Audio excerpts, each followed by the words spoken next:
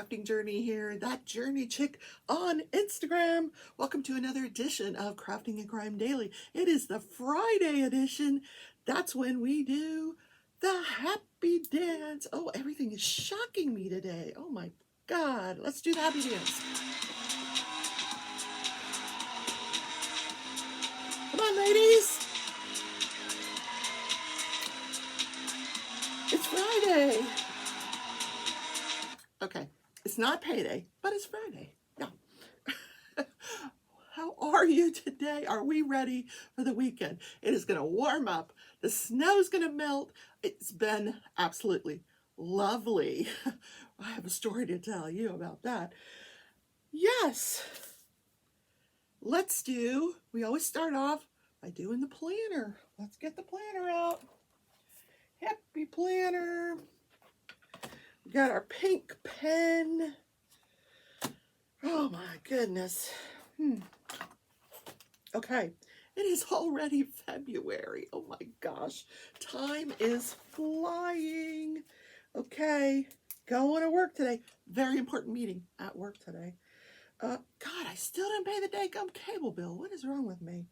Okay, today is National Wear Red Day, which is why I'm wearing red. At first I thought, I don't have a single thing in my closet that's red. I was racking my brain. I opened the closet door. Here it is, red. The only red shirt I own. It's red and black, but yeah, you get it. And then we're going to talk about this day in history. I haven't done it in a couple of days, but I got a good one for today. All righty, no filming outside. I just need to comment that tomorrow, because I won't do a show tomorrow is Trevor's birthday. Happy birthday, Trevor. Happy birthday to you. Happy birthday to you. Happy birthday, dear Trevor. Happy birthday to you. He's 29. Yes. You guys know him as Kiss My Stained Glass. He has a channel. Check him out. Yep. He hasn't gone live in a while. Trevor, where are you? Oh, love that guy. Anyway, he's from the UK. Love the accent. And he's got the best personality. Oh my gosh. Anyway, I just miss him. I need to message him and tell him happy birthday personally. I'm going to sing to him and then send it through the chat. I love doing that. You know how you can record your voice instead of typing? You can just record. Yeah, I'm just going to record it. Okay, today is the day that we put money in the bank for our retreat. It started out where I was increasing it by $1 a day. I've stopped at 20, $1 each week. So each week I'm putting $20 in because I forget where I was on the increasing amounts. Plus it was getting expensive. So this is my spending money for the retreat. Each week I put in $20. I'm going to 2 retreats, so there's one $10 bill. There's another. You can get these on Amazon, by the way. Yep, don't know the code. My sister knows the code. It's locked, but lots of money in here. Oh my goodness. Okay, let me tell you what happened yesterday. Oh my gosh, funny story. Yep. This is crazy. I was scratching my ear with a Q-tip. Now, we're not supposed to do that. We all know that. But we all do it because my ear was itching. And I know for sure it wasn't this ear. It was this one. And I look at the Q-tip and the tip is gone. I'm like, oh, crap. So I'm looking all over. Meanwhile, I'm supposed to be on a meeting with my boss. So I call my boss. I'm like, I think I have a Q-tip in my ear. And, anyway, we finish our meeting. And I cannot find this daggum Q-tip. Now, I don't want to, put my finger in the ear because then you'll push it in if it's in there. So I'm like, what am I going to do? So I wait till my sister wakes up. She never wakes up till lunchtime. So lunchtime comes, she wakes up. I'm like, oh, I need your help. So I said, I have a Q-tip in my ear, I think. So can you look? And she looks, she goes, I don't see anything. I'm like, oh no. Yeah. So I make an appointment with the urgent care people. I'm like, what do I do? I'm like, I don't want to go to the emergency room. There was almost 300 accidents in Wichita yesterday from the daggum snow. So, like, I don't, oh, they're going to be full of accident people. So, what am I going to do? So, my sister's like, go to the urgent care. I'm like, okay. So, I call urgent care because it's by appointment only. So, I call and they're like, oh, yeah, we can get you in at noon. Like, because it clearly was not that busy. So, I get my snow gear on, you know, the big jacket where I look like a character from that movie, what is it, Christmas Story? You know, where he sticks his tongue to the pole. Yeah, you could have done that yesterday and you wouldn't have got it off. So I get all my gear on, my big, you know, knee-high boots, because the snow is like 2 feet deep. So I'm like, oh, I got to drive in this. It was only treacherous getting out of the neighborhood. So I go very slowly. Even getting out of the driveway was a little treacherous, lots of snow. So I go very slowly. I finally, you know, it's only a few blocks. So I finally get out of the neighborhood, and the other street's, you know, pretty well traveled. So it's fine. And then I got onto the highway. I took some very busy streets. So I, you know, tried to avoid most of the snow. So I get on the highway, but then I have to get off on this street called Hillside. Hillside was a mess. So I'm going kind of slowly. People are passing me. I'm like, I don't care. I'm going slow. Go ahead and pass me. You know how to drive in this shit. I don't. Anyway, so I get to the urgent care, and nurse practitioner looks in there. She's like, nope, nothing in there. Like, what? She's, but we're going to flush it out just in case. I'm like, oh, never had that done. So you have to hold this cup. You know, they put a towel here. You have to hold this cup. And they have like this, the nurse comes in with this spray bottle with a hose on it. I'm like, oh, that's interesting. She's like, now you're going to feel really dizzy. I'm like, oh, okay. And it might be uncomfortable. It really wasn't. It wasn't that bad. I mean, it was for a few seconds, but nothing I couldn't handle. But man, was I dizzy. Yeah, she's like, whoosh, whoosh, whoosh. It's just the weirdest sounding thing, and it's just weird. And for about 5 minutes afterwards, I was really dizzy. But no Q-tip. Where the heck did this Q-tip go? Still looking. Still looking. The cat probably ate it. I don't know. I don't know. And then someone posed the idea that maybe there was never a tip on there to begin with. So what the heck was I scratching my ear with? My ear don't itch no more, for sure. Oh well, yeah, funny story. Anyway, National Wear Red Day. This is in recognition of heart disease awareness in women. Yes, we need to be aware that we are all at risk for heart disease. Yep. Especially if you have a sedentary lifestyle. Yep. Family history. Actually, yes, I did have an aunt that died of a massive heart attack. She was in her late 40s in a grocery store parking lot. So, yeah, heart disease, stress. Yep.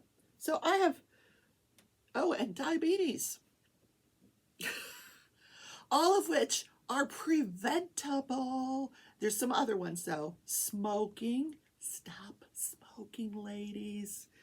What else? Inflammatory diseases. A lot of us have some inflammatory diseases. I do not. Rheumatoid arthritis, Crohn's, complications during pregnancy. No. And menopause. I already went through menopause. But a lot of these things, you can't prevent menopause. But you can prevent, you can stop smoking, you can become more active, you can reduce your stress by eating healthy. I'm preaching to I need to tell myself this. Yeah, Rebecca, are you hearing yourself? I know. Yes. and the sedentary lifestyle. I used to be so active. I was running half marathons. I did one marathon. Um, I'll never repeat that process, but I liked doing the half marathons. But running now with my knees is just impossible. So I gave up running, but I loved it. I've never been a sedentary person until really COVID came along, and man, have I packed on the pounds in the last couple of years. Really, since I moved to Wichita, to be honest with you. So let's quit smoking, ladies, and let's change our lifestyle. Yes, please.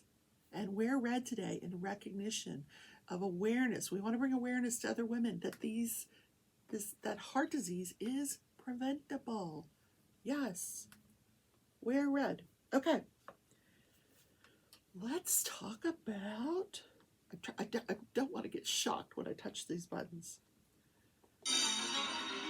Crafting and Crime Daily.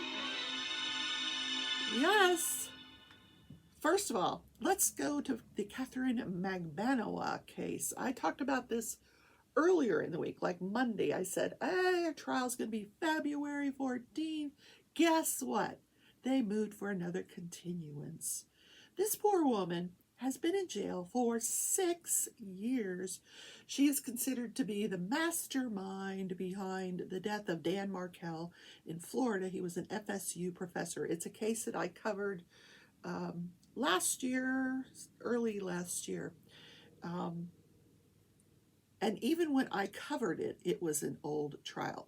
There was like a lull in live trials. So I went back and covered an older trial, which was this FSU law professor trial. And her case, she was tried with her boyfriend / husband. I always want to say Sergio. It's not Sergio. What the heck is it? Sigfredo Garcia. He was found guilty because he was one of the hitmen. The Adelson family allegedly hired her to hire them. It's very circuitous. We have a full circle here. To kill Dan Markel, who was divorcing Wendy Adelson in the Adelson family. See where the circle's going here? So he and Luis Rivera went up and killed Dan Markel in his driveway. So he was convicted of murder because Luis Rivera turned state's evidence and testified against him. However, the jury could not reach a unanimous verdict that Catherine Magana was the mastermind of all this. So, mistrial, hung jury. She has been sitting in jail for 6 years. She had young children. At the time she was arrested, she had young children. They're not young anymore. I don't know who's raising them. Both of their parents are in jail now. I thought about this morning. If you're innocent until proven guilty, how is it you can spend 6 years behind bars? Oh my gosh, it's so sad. But it was the defense that asked for a continuance. Something going on with an expert. They're waiting for his report on some tests that he's running. And the judge was very annoyed because this case is so old. He wants to get this thing off his docket. And, in fairness to this woman, he wants to get it tried. So they agreed that they would reschedule it again. This has been moved many, many times to April, early May, late April, early May. So we will not be covering that case next week. We'll find another case to cover, though. So what happened yesterday in the Waffle House murders? They started the day by waiting for the defendant's psychology expert, the one that testified all day yesterday, to make her way through the security line and come into the courtroom, which didn't take too long. So she gets in there, and the only reason they were putting her back on a stand is because they wanted to get play a video for the jury, but they had to do it through a witness. And this was one of the things that she had reviewed and relied on to formulate her opinion that he did not know that his conduct was wrongful at the time that he committed those murders. the video was from his YouTube channel and went on for, I'm going to say, 15 minutes, 20 minutes, just ranting and raving about, this is what really convinced me that he's insane, or he was insane at that time. Now, I'm not so sure. But at the time of the murders, and the video was just a few months before these murders, he goes on to YouTube, and I don't know if it was a live or if he recorded it. I suspect he just went live. Although you can't go live unless you have 1,000 subscribers on your phone. Maybe he was doing it on his computer. I don't know. It had to be his phone because he was walking around the whole time. So he must have uploaded this. He had to have taken the time to uploaded it, which is interesting. So that's a little stuff about YouTube. Anyway, he's upset because I've been telling you they're after me. They're, you know, and he's talking about this guy, Chris, and how he didn't ask him the right questions, and he's a very smart guy, and why didn't he ask me about this? Is he in on this? And it just went on and on and on. And then he's said, now how does he know that somebody broke into his apartment? Look, I'll show you how I know someone was in my apartment. He goes into his bathroom and he says, look, the toilet seat's up. And he was so upset. He's like, I never leave the toilet seat up. In fact, the last time I went to the bathroom in here, I went sitting down. I'm positive I never left this toilet seat up. And he's going on and on. And like this total flight of ideas, like going from one subject to the next subject to the next subject. And you're like, well, your head is spinning because you can't keep track of what he's talking about. And none of it is making any sense. And then the video just goes off. And I'm like, yep, he's insane. Clearly schizophrenic, thinking somebody's after him. Then we hear from another psychologist who was actually a treating psychologist after he is arrested for the murders, and he's found not competent to stand trial. Initially, that's why it took so long to get this case to trial, because initially he was found not competent to stand trial because he was unmedicated. So they had to make sure that he was getting his medication, he was diagnosed correctly, that he was stabilized, and then he was found competent to stand trial. But I've been looking at him, you know, now they're showing him. I don't know if Law and Crime listens to my show. I doubt it, but they got the message that they weren't showing the defendant very much. And so yesterday we got to see an awful lot about the defendant. And every time they showed him, and he just had no reaction to this testimony. That was like no reaction. He was all but drooling. I mean, he is clearly heavily medicated. And at one point, when they bring him up to, they excuse the jury after the defense rests, and I'm getting ahead of myself. They excuse the jury after the defense rests. They put him on the stand so the judge can ask him questions about whether or not he wants to testify. And his speech was very slow and methodical, and just, you could tell. Like, the only question the judge didn't ask him was, are you on any medication that would cause you to not be able to answer this question right? You know. But anyway, whatever. So going back to the psychologist, the treating psychologist, she said she met with him a couple of times a week during the 5 or 6 weeks, I guess, that he was there. And she also attended the group therapies that he was a participant in. She said that he would talk about his alien encounters. That's how this all started back in 2015. He had alien encounters. Then he went to this Taylor Swift concert, which we already know about. Taylor was trying to convince him that he was gay, which he is not. Then she started leaving clues by way of different objects in the environment about where he could find her. Interesting. There was some connections. He did speak about the Waffle House a little bit. He said that there was a waitress in the Waffle House who worked for the Secret Service. And she was also giving him clues about Taylor Swift. Then he accused the entire staff of the Waffle House of working for the CIA and poisoning his steak. At one time, he mentioned that there was a man at the Waffle House that wanted to shoot him, and that he believed because of this, his life was in danger, and that he was acting by the instruction of God. He was commanded by God to go to the Waffle House. And we know how that story goes. The reason he fled, because this psychologist also rendered the opinion that at the time he committed these murders, he was not aware that his conduct was wrong. So the defense asked, so then why did he flee? Well, because he thought the police were in on it too, and they were after him. Because he'd reported several times to the police about being harassed by Taylor Swift and that people were coming after him, and they never did anything. So he kind of felt like he was invisible, that the police weren't going to do anything anyway, and that when they came after him, they were in on it. And he didn't even think they would come after him, but he fled when he found out they were going to come to his apartment. He fled. Then part of the material that helped this psychologist render her opinion that he was not aware that his conduct was wrongful was by reading his journals. A lot of that Waffle House information came out of his journals. Not the notebooks that he was keeping, but on his computer he had 73 files marked journal, where he was just typing away all this information.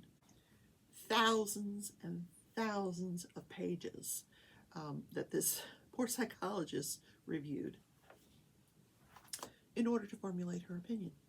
Then the defense rested their case. As I described already, the defendant did not take the stand. Now it was time for the prosecution's rebuttal, which I thought for sure they were going to come out with a psychiatrist, a psychologist, somebody to rebut the opinions of the other two psychologists. They did not. No one came up to rebut that, which I found fascinating. Their rebuttal consisted of two corrections officers who collected dinner trays from him, styrofoam dinner trays, in which he had drawn depictions of the Waffle House murders, putting victims in and himself in. But in one of them, he had an alien ship above it. So there you go, which the defense had to point out. The judge was very reluctant to let that testimony in because he's like, what does that rebut? What is, but no doctor to rebut that testimony. I found that to be quite fascinating. So today we are going to get closing arguments, and then this case will go to the jury. But I'm going to be physically in the office today, so if the jury comes back while I'm at work, which I highly doubt, because you're going to have closing arguments in the morning, then the jury has to be instructed by, after lunch, has to be instructed by the judge, and they have to go off, they have to elect a foreman, and they have to discuss, first of all, is he guilty? What is he guilty of? He's got all these charges, like 16 charges of felony murder, premeditated murder, attempted felony murder, attempted premeditated murder, for 15, 16 counts of this. They have to go through all that. Once they go through all that, then they have to go through, is he not guilty of all this by reason of insanity? So there's a lot that they have to go through on these verdict forms.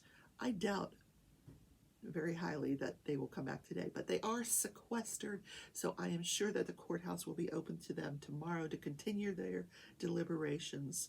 They will, if they don't reach a verdict Saturday, they would take Sunday off and then come back on Monday to continue. But I think we'll get a verdict on Saturday. That's my prediction. Now let's talk about this day in history. Yeah, what happened this day in history? February 4th, 2004, Mark Zuckerberg launches Facebook. And as we heard from a judge previously, this is the downfall of society. Yeah. Only the most prolific social network in the world, Yes, he is a sophomore at Harvard. The year before, he had launched what he called Face Mash, which was a site where students could go on and vote about which girl was the prettiest. He would put a couple women up, and you could choose which one you thought was the prettiest. Well, that was very heavily criticized for obvious reasons and taken down. So then, when he's a sophomore, he launches Facebook. He's sitting in his dormitory with 3 or 4 of his pals. He launches it. Within 24 hours, he's got 1,500 people. What? By the end of the year, he's got 1 million users. He drops out of Harvard. And he does have what they call an angel investor that donated $500,000 to launch this, to get this thing launched correctly. He sets himself up in corporate America, and he is a billionaire.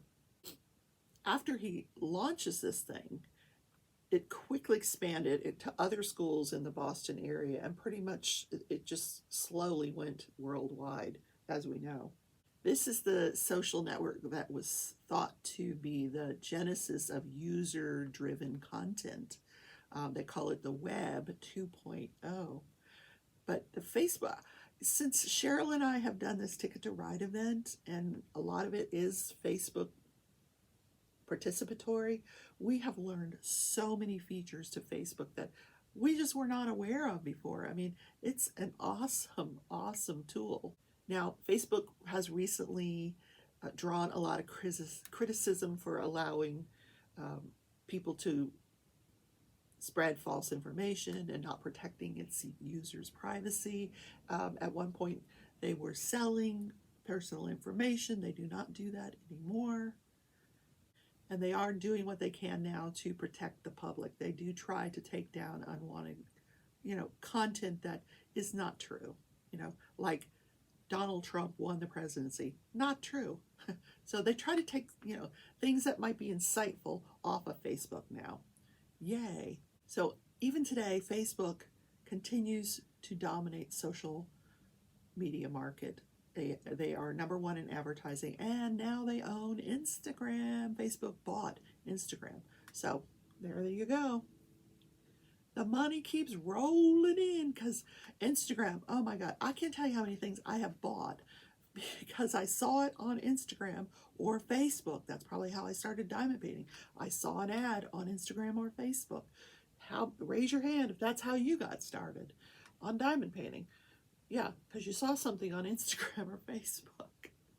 Yep. So guys, that is the show for today. Do not forget the poor like button. We forgot him at the beginning of the show. Don't forget to hit the like button on your way out today. He's been shoveling snow in the driveway. Oh no! Yes, I know. Thank you so much. So I can go to work.